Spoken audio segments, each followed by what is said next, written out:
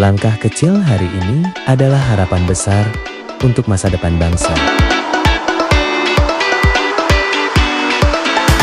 BNN Kabupaten Gianyar hadir langsung ke sekolah dasar di Kabupaten Gianyar untuk memberikan pembekalan P4GN, pencegahan dan pemberantasan penyalahgunaan dan peredaran gelap narkoba.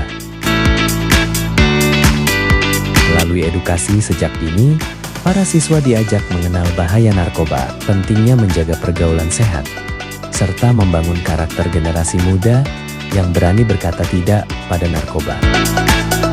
Kegiatan ini menjadi langkah nyata dalam menciptakan lingkungan sekolah yang aman, sehat, dan bebas narkoba.